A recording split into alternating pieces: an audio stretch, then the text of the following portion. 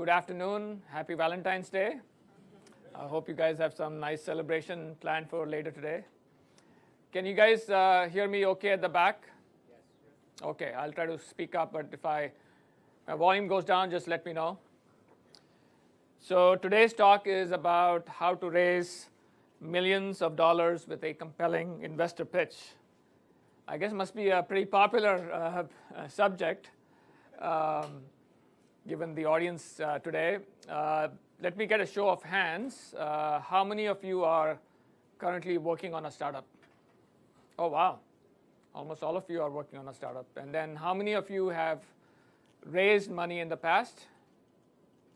Okay, good number. That's great. And then how many of you are going to be looking for funding in the next 6 months? All right, okay. So I better do a good job of helping you raise some money. So I've been fortunate that I've done 3 startups. I've raised over $30 million in those 3 different startups. I've raised money from angel investors. I've raised money from seed funds. I've raised money from VC funds, both in Seattle as well as in the Bay Area. I've been fortunate to have raised funding during the height of the dot-com boom. So in 1999, for my first startup, Team On, which was later acquired by BlackBerry, I raised $15 million. Hard to believe, $15 million on a pre-money valuation of, I think it was around $23 million. And all I had was a beta product. It was that crazy.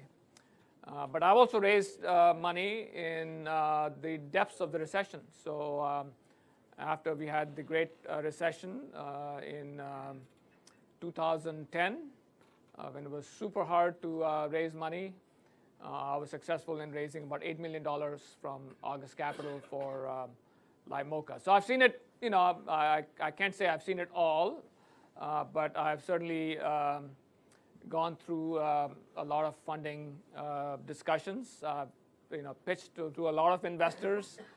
Most of the time they said no, but if you have a startup, you just need to have one investor say yes, and that's all it takes to raise money.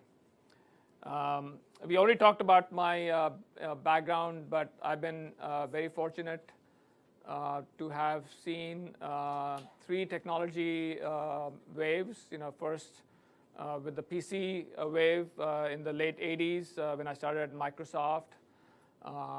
And then with the rise of the internet, when I was at Microsoft, I did the Hotmail acquisition for Microsoft and launched MSN.com, which became one of the top web portals on the internet.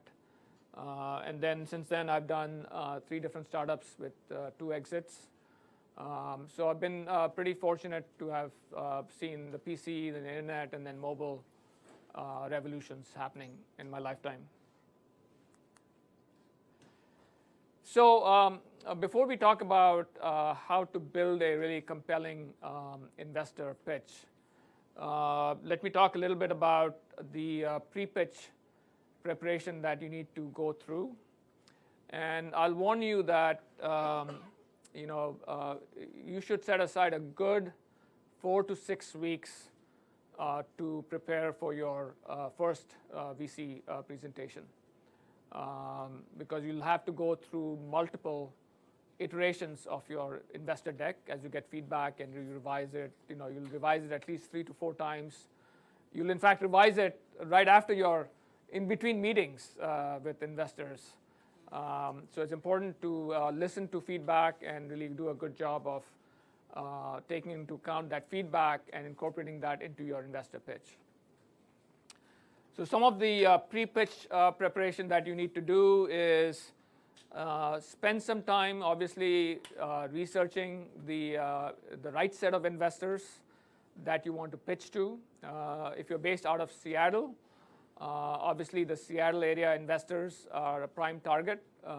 If you are looking for angel funding, then you have angel investors, individual angel investors. You have the Alliance of Angels, the Kiritsu Forum, a number of other angel investing groups. And then on the VC front, you have Madrona Ventures, which is the top VC firm here, Mavron, bunch of other, Ignition Capital, bunch of other investors here locally who will invest in startups. And then the Bay Area is also another prime location to seek investors, typically for Series A investing. It's generally hard to raise angel money outside of your current location because angel investors like to be close to their startup companies and provide advice and so forth. But it's not unheard of, and I've raised myself funding from angel investors in the Bay Area in the past, so it's not unheard of as well. Make sure when you do your research that the VCs don't have any competitive investments. You want to avoid pitching to those. Obviously, you want to keep your information confidential, and make sure that they are focused in your industry, in the market segment you're going after. So here locally, for example, Ignition Capital only invests in B2B companies. They will not look at B2C companies. So don't waste your time trying to reach out to them, whereas Madrona Ventures will do both B2B as well as B2C types of investments. And then once you've figured out the set of investors that you want to focus on, then figure out who is the right partner that you want to approach. And that's a combination of who do you know, who knows one of the partners in the firm, but also making sure that they're focused on the right set of companies in the past. You look at the prior investments, and that'll give you a sense for whether that partner is appropriate for you to approach. And if you can't obviously get to the right partner, they're always happy to refer you to the correct partner in their firm as well.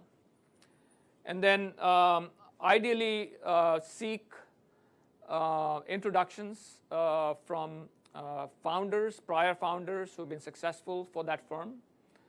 It's great if you can get an introduction that says, I'm introducing you to company XYZ. I love their product. The founders are super experienced. If you get a really compelling introduction from a prior successful founder, that counts for a lot. So obviously select, network extensively. Even if you don't know the folks, reach out to them, seeking advice, and then try to sell them on your company and see if they're willing to make an introduction on your behalf. And then typically with an introduction, you want to make it super easy for the person making the introduction. So give them a compelling blurb. Make it no longer than 1, max 2 paragraphs. Don't write an essay. Nobody's going to look at a long piece of email. And it's got to be compelling. It's got to be. It shouldn't just be a description of your company. It's got to be about how this company has gotten amazing traction, and how it's pursuing a multi-billion-dollar opportunity. So really work on your introduction, and then it's not a bad idea to also include a shortened version of your deck. That doesn't, of course, go into a lot of details in terms of your technology and so forth, but gives a preview of the product that you have, the solution that you're offering, and creates the interest from the investors. By the way, if you have any questions along the way, you don't have to wait till the end. Just raise your hand, and I'll be happy to answer your questions. All right, so it's really important to understand what is it that investors look for. And I've been on the other side as well as an investor, so I currently spend my time doing some angel investing. Thai Seattle also has a fund called Z5 Capital, which invests in early stage companies. So I look at a lot of companies throughout the year to invest in. And so it's important to understand the psychology of the investor, and so that you can really hone your pitch accordingly. And not surprisingly, the top 3 things are team, team, and team. They're looking for people who are that make up an A+ team, Generally, investors will invest only in companies that have at least 2 founders. It's very difficult for a solo founder. So if you are a solo founder, I would encourage you to go find a co-founder who complements your skills. And what they want to understand is, do they really have a deep understanding of the space? Do they have experience in the technology or in the market that they can acquire customers easily? And are they generally super smart? Obviously, that will come across in your presentation in terms of how you really explain the problem that you're solving and why you're different and so forth. The other thing that is something that I look at very closely personally is the amount of traction that you have seen so far. It's very hard as a potential investor to figure out, hey, is this a great idea? I mean, it sounds great on paper, but unless you can prove that you are on your way to achieving really amazing product market fit, it's hard for me to make an investment in the company. And then I try to understand, how, is this space crowded? What's really going to differentiate the company? Do they really have some secret sauce, or is there potential to create network effects that will differentiate the company and really make it stand out? That's really important for me to understand. And then, is this at least a multi-billion-dollar investment opportunity? So most VCs will not, if you say it's a $500 million or $100 million opportunity, sounds big, but not of interest to most VCs. They want to see a business opportunity that is in tens of billions, ideally tens of billions of dollars, if not at least a multi-billion-dollar opportunity. So those are some of the attributes that investors are looking for. Yeah, please go ahead. So what if part of your pitch is that you're going to be making a market or expanding a market with some new technology? Like this is 1960 and you say, hey, I have this silicon growing process. Trust me, it's going to be really, really big. Yeah. How do you pitch that effectively if the market doesn't look tempting enough now, but say it will expand? Right. Yeah, I mean, you have to, a lot of it is really selling the story, the vision that you have, and painting that vision, for people. I mean, when the copier was invented, I think Xerox thought that they would sell 1,000 copiers, right? So you have to paint the vision that, hey, every business, every company out there is going to need a copying machine, right? And this is a market that is, hundreds of billions of dollars in potential. So selling the story, and that's something, by the way, we get, the Seattle market gets dinged on, is we're not very good at selling stories. So it's very important to sell that story, sell that vision. Yeah. I'm just curious. Of course, you mentioned that VCs want multi-billion-dollar opportunities, but has there been any empirical research done to show what the track record is in actual practice? The number of companies that claimed that they had multi-billion-dollar opportunities, and what their actual opportunity turned out to be after investment. Yeah. I mean, it's honestly, again, it's a lot about painting the story. It's these markets, evolve. There's a company here that's become super successful called iCertis. It's in the contract management space. When they got started, their estimate was that was in the hundreds of millions of dollars. There was a bunch of small players, each doing $10-20 million of revenue. So it didn't look like a really big opportunity. It's only when they but they were able to get investment even despite that. Right, because they had the other factor is traction. They had some really good customers, and then they sold the story that really, in the old days, you signed a contract and you filed it in a filing cabinet and nobody looked at it. But they sold the story of the vision that the contract has all this data, this information that a company needs to track, right? And that you need a contract management system to really analyze that the content of that contract, and then make sure that it's widely dispersed. That information is dispersed to the right set of constituents in the company, right? And so they sold that vision that it's a much bigger market opportunity, and obviously the investors had to, to make that, to believe that story. But today, the Forresters and the Gartners of the world claim that's a $20 billion market, right? So your responsibility is to really show to the investors that, hey, today it might look like a small opportunity, but here's how I look at this opportunity, and here's why this opportunity could be a lot bigger than what it is today. And you have to get your investors to follow you along in that story, in that journey. So before I get into the outline for the pitch, let me kind of point out some things that you need to understand.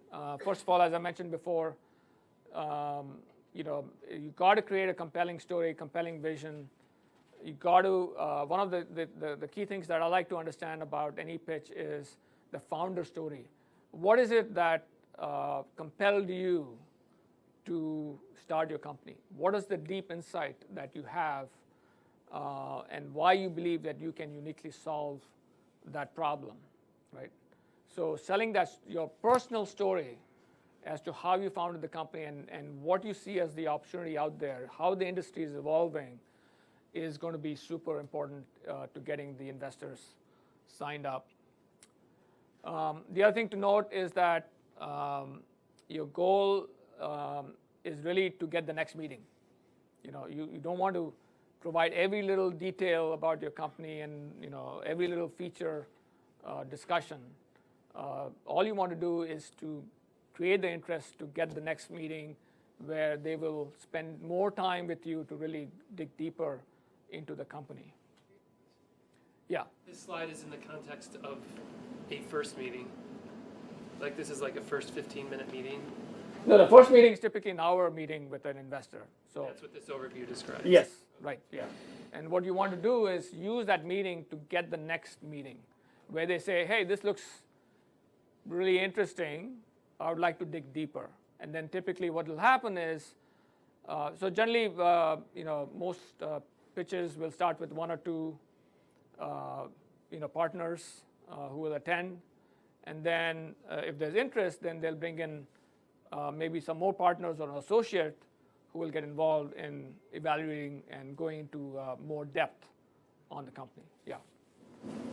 In your experience, what percentage of the decision is based on your passion for getting into the field that you're getting into? I mean, do investors really look for that passion to see the drive that you're going to follow it all the way through? Is that really important in your experience? I don't have any research to share with you on how it breaks down. As I mentioned, there are a variety of factors that investors look at, but having the passion and the story as to why you started the company and what your insights are, I think is a key component of any successful presentation.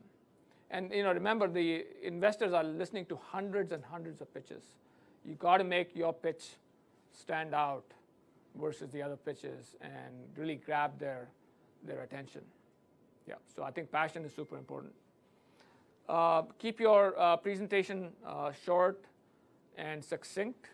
Again, don't provide every little detail. Generally like to have an appendix ready with a set of more detailed slides. So if any question comes up, in fact, I would recommend memorizing the page number so that you can go into your PowerPoint deck and just type in the page number and go right to the actual slide so that you can provide more detail. So use the appendix to provide more information. And then really presentation is is sufficient for most purposes. Nobody really reads a business plan anymore. So if you want, you can create an executive summary, but even that, people would much rather see a short version of your deck as opposed to reading, a long document. So here's the pitch deck outline that I'll go through in a little bit more detail. It's based on the outline that was promoted by Sequoia Capital. So if you go on the internet and Google Sequoia business plan template, then you'll see something fairly similar. I've modified it to some extent, but it's similar to that. Yes, you had a question?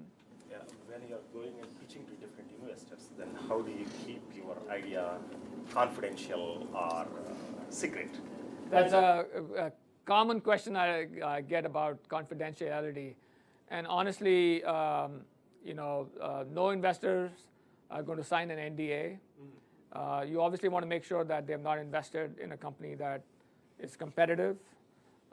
But other than that, I think you have to trust that these are people with high integrity, and they're not going to take advantage of that information. So you have to be upfront, and you have to rely on the fact that you can. A lot of success for any startup is execution, right? Ideas are, you could say a dime a dozen, but it's all about execution. So you have to believe that you can out-execute anybody else. So I wouldn't worry too much about keeping everything a secret. Otherwise, you will not do a good job with your presentation. So let's go through happy to share this deck as well. Let's go through the outline that I mentioned earlier.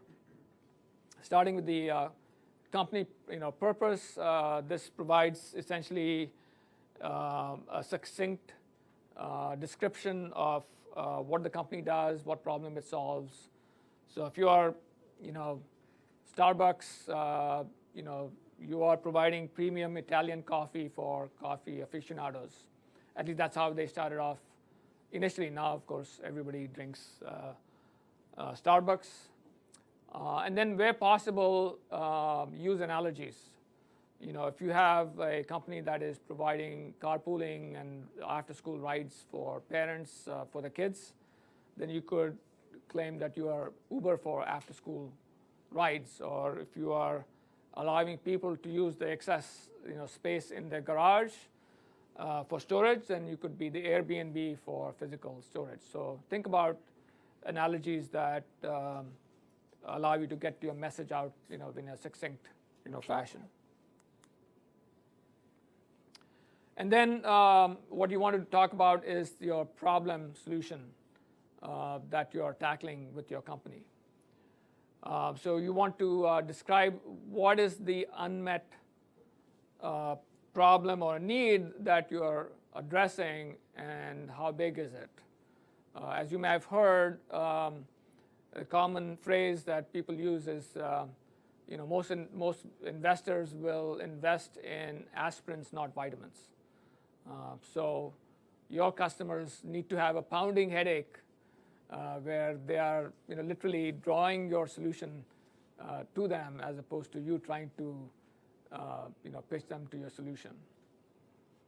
And then you need to describe how is the problem being solved today, why is that inadequate, and specifically why now.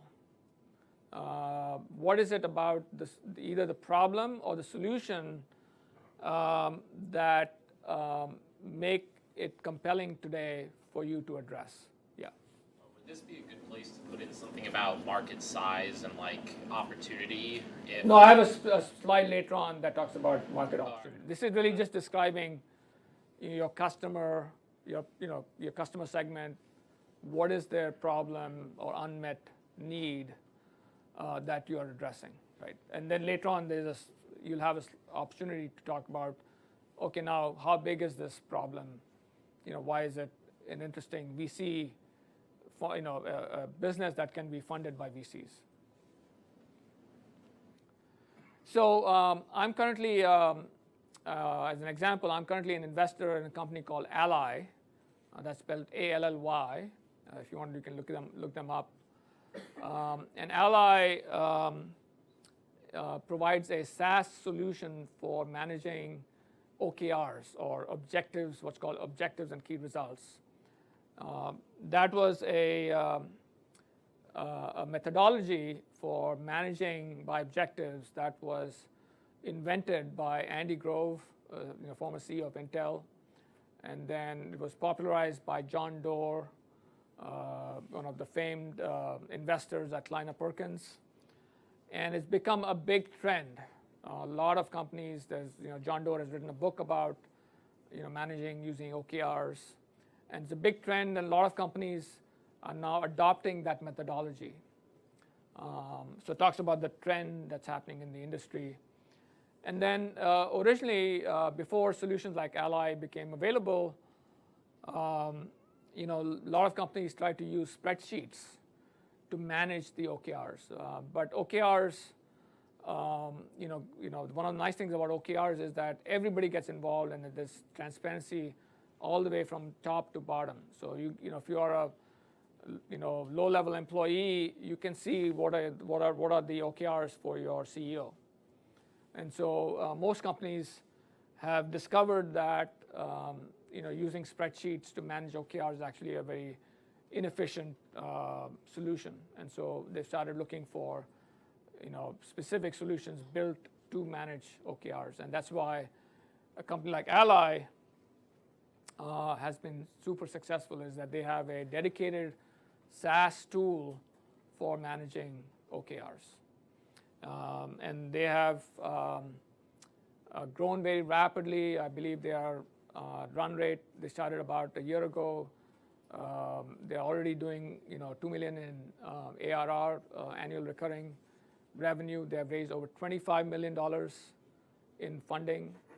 So this is a great example of a need in the market that was satisfied with a custom-built solution. Yeah. How do they price it?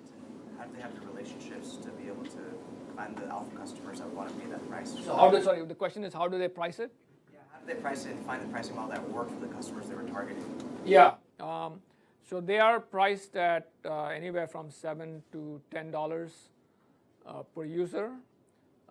There are more expensive solutions out there, costing $20 or more per user. But they price the solution to be similar to, for example, Slack or Jira, other enterprise-type solutions. And you can't price it too high because everybody in the organization needs it, so you got to keep it fairly inexpensive. Yeah, but pricing is often a very difficult exercise, and you kind of discover your way in the marketplace. So obviously, you discussed your problem. The next step is to discuss the solution that you have and how it uniquely addresses the problem that you have identified. Be prepared to do a live demo, and be prepared for all kinds of contingencies, because demos will invariably fail. I remember for when I was raising money for my first company, Team On, at that time they didn't even have broadband internet in the investor's office, so I would have to connect my laptop into their phone line and dial up to get internet access.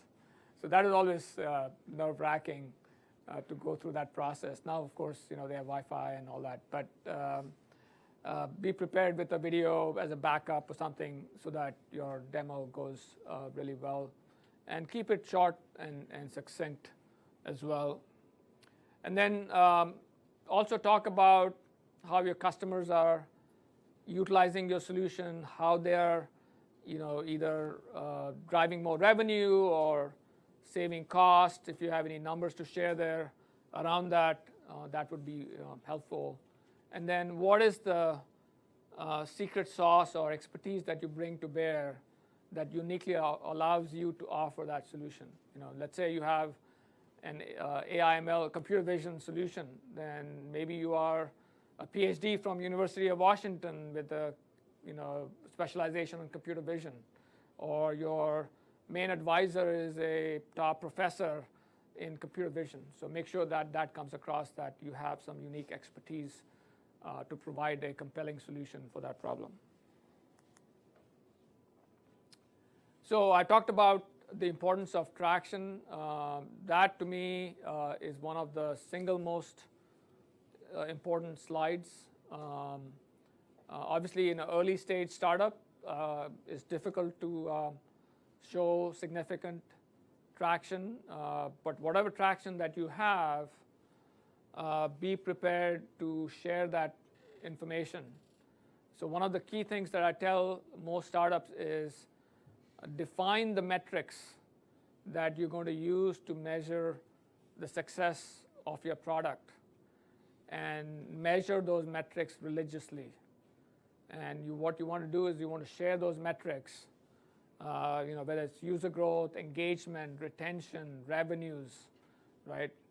And make sure that you're doing that on a cohort basis. So for example, if you're showing retention, you want to show retention in terms of monthly or weekly retention, how people who came in a certain month, what does their retention look like month by month, right? So these metrics are going to be super important, even for enterprise solutions. A lot of times, people might say, "Oh, I've signed up, Nordstrom and Costco as my customer." That's great, but what I really want to understand as an investor is how effectively are they using your solution, and is the usage of your solution increasing month by month? So I want to see within Costco, within Nordstrom, what does that pattern look like? Is there a hockey stick kind of curve that I can see that shows that, hey, this is something that is getting a lot of positive feedback from your customers? I have a question. Yeah. So I've seen traction seems to be a term that is sometimes misinterpreted. Yeah. I hear from you that it's exclusively a customer development, customer relationship, Yeah. Who's going to pay for it, who's going to use it, Yeah. metric, and not something like, here's how far we are with our pharmaceutical testing or technology growth. Is that accurate? Or do you have a broader view of traction? Yeah, it depends on really which industry, and again, it's pharmaceuticals versus, technology industries are, very different. So in the technology industry, especially with SaaS-based solutions, everything is measurable, right? So there's no reason why you cannot share metrics around your traction with your customers. In the pharmaceutical industry, I'm not as familiar with that industry, but I'm thinking of an example where yeah. somebody's basically doing an outsourced research Right. thing, and they're not intending to have a customer set. They're intending to license the technology or sell the company once they've developed the idea. Yeah. So to me, the traction there would be, what's my relationship with the person that's going to buy the company or do the licensing? Right. Not how far am I with my milestones in technical development. So I'm trying to sound that out from you, like the. Honestly, again, as an investor, relationship is important. If you're being able to get some relationship, that's great. But I want to understand, why is it that customer has a positive relationship with you, right? What is it about your solution? What are the proof points they're seeing in the solution that are compelling them to invest in that relationship, right? So that's what I really need to understand. Yeah. So we talked a little bit, in the interest of time, I'll some of the slides I'll go through a little more quickly. We talked about the importance of kind of laying out a vision for a multi-billion-dollar, market opportunity, and how that could potentially evolve over time, and what are the, the macro trends that are affecting this market. So in my case, I'll give you with Limoca, for example, we launched in 2007, And that was around the time of globalization, of broadband internet penetration, the emergence of social networking, right? So those are some of the macro trends that we were leveraging. And so I painted a vision that the language learning market, which is what we were addressing, would be a huge market, right? That there are literally billions of people around the world who wanted to learn English, if not other languages, but primary one being English. And that was being driven by trends around globalization, where companies were increasingly setting up offices or manufacturing facilities in countries around the world, that people, with the penetration of PCs and internet, people had the tools to use a solution like LiMocha. And then what we uniquely offered was the ability to practice with native speakers. And so the emergence of social networking was making it easy for people to connect with other people around the world, right? So those were some of the trends that I kind of the vision that I painted that allowed me to raise funding for LiMocha.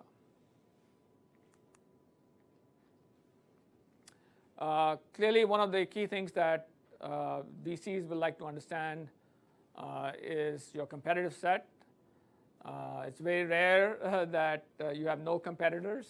There always will be some competitor of some kind. And what you need to do here is not really show a bunch of feature list matrix showing you have 2 features more than your competition. You have to show on a strategic level why is it that you are going to win versus your competition. So generally, the way that people do that is with a 2x2 matrix, outlining the key axes of competition and how you are different from your competitors, right? So that's how you should think about this slide, is strategically what are the key areas of the key axes of competition and how you're different from your competitors. And then the second piece that is super important is how are you going to develop your a sustainable competitive advantage over time. Marketplace companies, for example, are great examples. Once you establish a marketplace, create network effects, it becomes super hard for new players to emerge and successfully compete with you. Even in our case with LiMocha, for example, where we were creating almost like a social network of language learners around the world, once we grew to over 1 million users, we created essentially network effects with our business, where it became very hard for somebody else to copy what we were doing and compete with us, because we had the largest network of native language speakers that you could connect with to learn your target language. Yeah, go ahead. Could you go into the depth a little bit more about the 2x2 chart for competitive differentiation a little bit? Based on how you're constructing it? Yeah, so basically think about the axis of what are the axes of competition that you're competing with versus your competition, right? Whether it's could be cost, you're like incredibly less expensive. It could be data. It could be a variety of things that allow you to differentiate yourself from your competition and pick 2 that are the most important, and that you want to show yourself as being kind of in the top right-hand corner. This like be you plotting points that are different competitors? So you create an axis, 2x2 axis, and then you map your competitors on that axis and map yourself, and then you're on the top right corner. All right, so the next thing that you need to talk about is your go-to-market strategy and your business model. And this is an area where I see a lot of companies are started by technologists who know how to build a great product, have great technology, but don't really have the right skill set to understand what it's going to take to acquire customers. So obviously, it's super important for you to either have a co-founder with a strong business aptitude, or hire a marketing person who can build your marketing plan and your business plan. And here's where the more specific you can be about your customer acquisition strategy, the better off you'll be in terms of convincing your investors, potential investors, that you know how to get to your next milestone. So for example, our fund, which is called the Z5 Capital Fund, invests in early stage startups, and our goal is to get them to 1 million ARR, which is the key milestone. If you want to raise a Series A today, what investors will look for is, do you have 1 million in ARR? And that's kind of the benchmark that they use. So how do you get to that 1 million ARR, right? And so to the extent that you can talk about your marketing model, hey, the way I acquire customers, and I'll give you again the example of Ally, they invest in SEM and SEO, and that's how they get a lot of their leads, and then they have a internal sales organization that will then, they have a trial period, and then they have their salespeople calling on these customers depending on the size of the customer and converting them to become paid customers. So they have a well-defined model, so they understand, here's how much it's going to cost me to advertise on Google for SEM, or my cost per click. Here's the conversion rate to trial users, and then from trial, here's my conversion to paid. So they have a well-defined funnel, which they have, and I've helped them with their investor pitch that they use to describe their marketing strategy. Yeah, go ahead. So you said 1 million ARR is the goal for most investors. Should we build For Series A investing? Right. Yeah, not for angel investing. So should we build in our slide deck a path to that? Yes, I'll talk about the financials. Yeah, I'll talk about the financial segment next. Yeah. So, so again, the more metrics you can share about how you've been successful with your marketing strategy or your sales strategy, and that you understand what it is that, one of the things that investors, also sophisticated investors, will want to understand is your cost of customer acquisition, what's called CAC. What does it cost you to acquire each customer? And then what is the customer lifetime value? And the customer lifetime value is really your profit margin divided by your churn, right? And typically they look to invest in companies that can show a 5-to-1 or at least a 3-to-1 ratio of lifetime value to customer acquisition cost. So again, pay attention to that and see if you can. In the early stages, again, it's hard. This is more appropriate for somewhat more established companies because they have been marketing and selling for a long period of time. And so they have a better understanding of their CAC and LTV. But to the extent that you can measure that effectively, you are better off in convincing the investors that you know what you're talking about.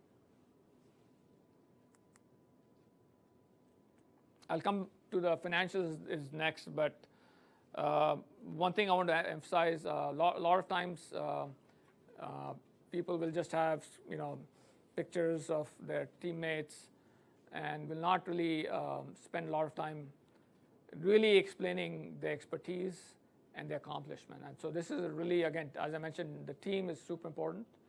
So you've got to explain to them, to the investors, what is the unique expertise that you bring to the table, and that you have a well-established, even though you may never have started a company in the past, that you have a prior history of accomplishments and innovation and entrepreneurship that gives them the comfort that they can bet on you.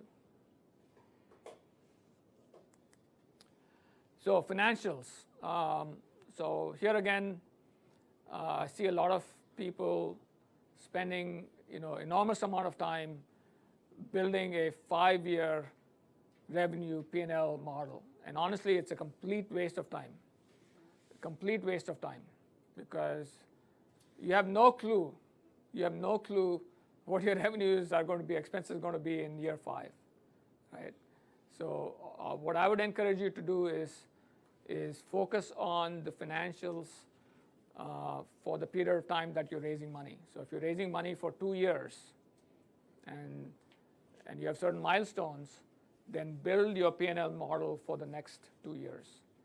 And you're in a much better position to build that model and have some possibility that you'll actually hit those milestones, because you're closer to the market. You have a good understanding of your marketing machine, et cetera, your sales machine. And that's what I would do. So I would leverage the work that you've done from a marketing perspective to understand your cost of customer acquisition, your spend, et cetera, and you build your model from the ground up. So don't just say, I'm going to have 1,000 customers in month 1, and I'm going to grow 10% month over month without any basis, right? The 1,000 customers are going to come because you're going to invest $10,000 in marketing. Your cost per click is 15 cents. Conversion to trial is 10%, and conversion from trial to paid is 60%. And that's how you build your model from the ground up, right? And that's a lot more believable model, financial model, than just throwing some numbers on the spreadsheet.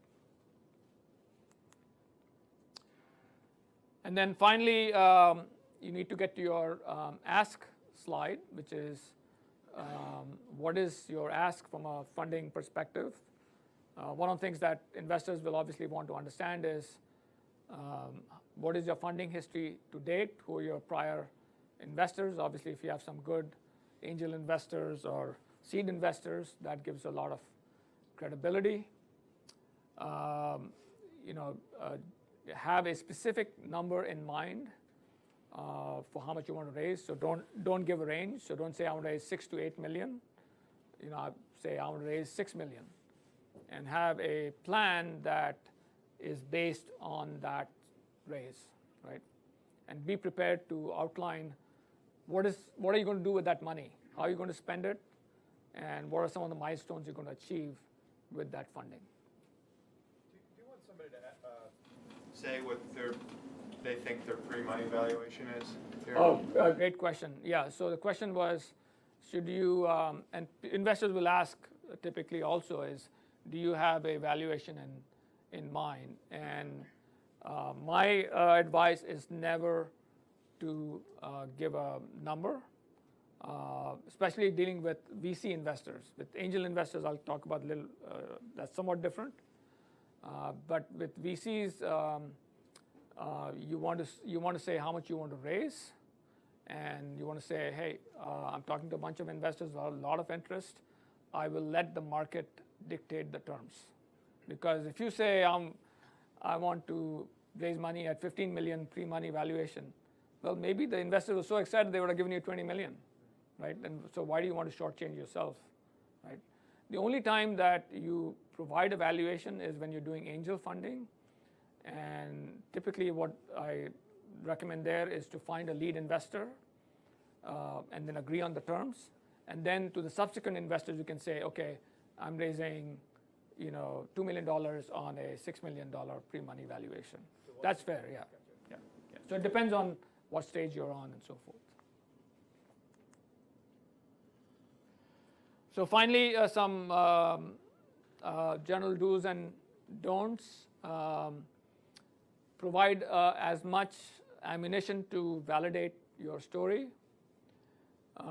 Share the traction that keep on mentioning traction, but that's the most important piece of your story.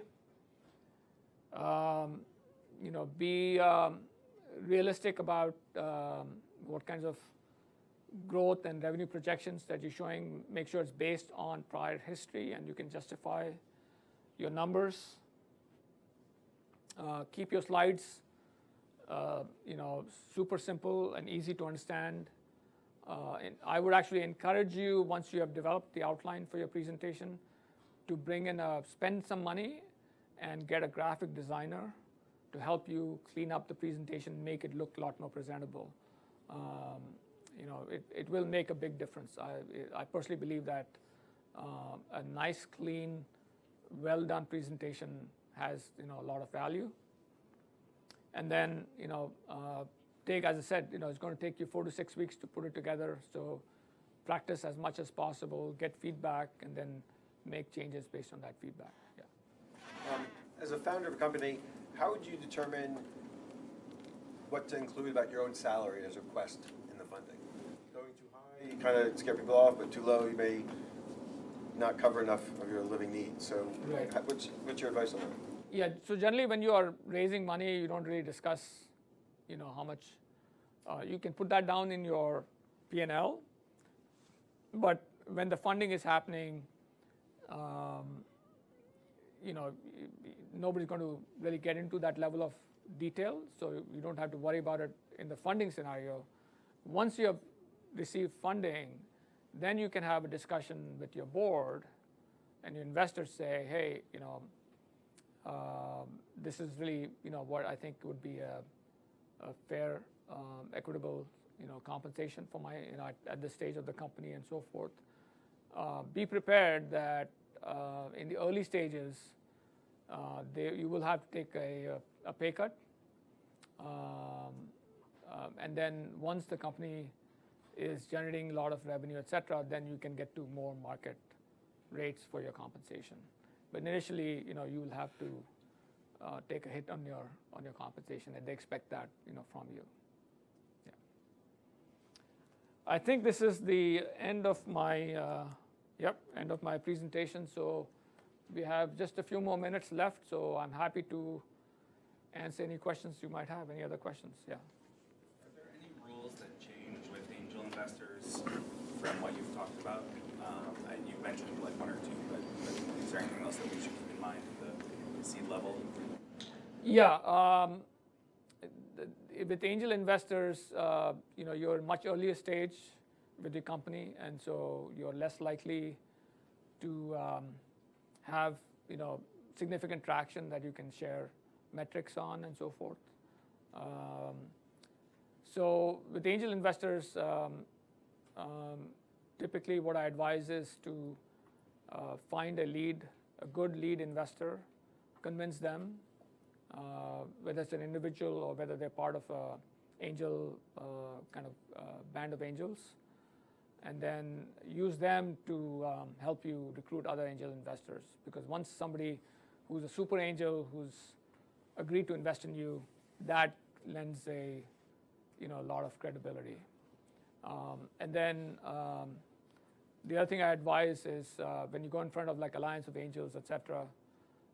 Typically you want to go in there and say that typically you want to have already raised some amount of money, and you want to go in there and say, hey, I'm raising $500,000, but I've already closed 300,000 or soft circle 300,000, so only $200,000 is left. So only a few slots left. So create a sense of scarcity or urgency that then attracts potential investors to invest in your company. Do you have any tips to feel confidence whenever you are doing a pitching? Tips for building confidence? Feeling confident. I mean, the best way to do that is to practice as much as possible, and then you can. The other thing I advise people is to before they start a formal pitch with investors, is seek a meeting with potential investors, a couple of months in advance, and say, hey, I just wanted to, share with you what we're doing. I'm not raising money at this point, but would love to get your feedback, and use that to practice your pitch in a environment that is not as dire as when you're actually pitching to raise money, and then you'll get some feedback, and then over time you'll build the confidence that, hey, I have the right pitch put together. Yeah, Yeah, go ahead. I like what I guess you could call your agile approach to financials of showing a short financial horizon. In say a pharmaceutical startup, the first revenue often could be further out than 24 months. Have you thought about how you would apply that approach to a biotech or pharma company where first revenue could be further out than that? I guess I'm just thinking off the top of my head here because I haven't dealt with pharmaceutical companies, but what I would do is I would seek prior examples of other similar pharmaceutical companies that have gone through early stage cycles and look at their revenue growth and so forth. So you can say, I'm projecting X revenue, $1 million of revenue or whatever, and the basis for that is I know the founders of company XYZ and they had a similar revenue plan, or they experienced similar types of revenue growth in the past. So it's all about providing any kind of validation that you can find. So if you have good, so seek prior examples that you can rely upon to build your forecast and also to provide the validation for your forecast. Yeah. Right. In recruiting angels or investors, you haven't mentioned anything about like knowledge or connections they have instead of just the money that they can offer? Yeah, I mean, absolutely. At all times, when you're researching investors, look for investors who have significant value to add to your company, but don't be shy about taking money from people who don't. There'll be a lot of them as well.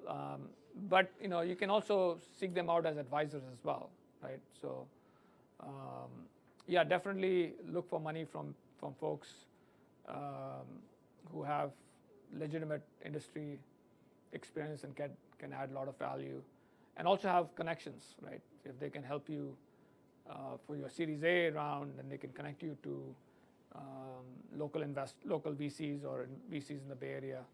That's also very important, how well connected they are in the industry. Yeah. Is that a question? Do you have thoughts on strategic investors? Yeah, so question was about strategic investors, typically companies who might invest in your strategic investors can be a useful source of investment. Generally, they are a lot slower to act. Locally here, for example, Intel Capital was active for some time in Portland, Seattle area, but they had a terrible reputation of taking a long time to. So do some due diligence on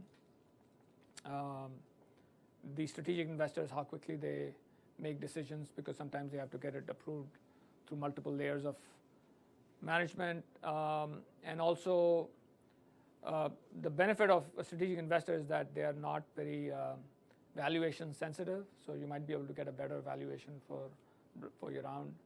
And then finally, make sure that there is no first right of refusal to sell your company to them. That will be a death knell of your company. And also be careful about giving them a board seat, because that could turn off potential other companies in that space who might be your potential customers. Yeah. Okay. Yeah. Go ahead. If you had to define some categories or topics that are more likely to receive investment here in Seattle, which one would you recommend? Which areas of investment?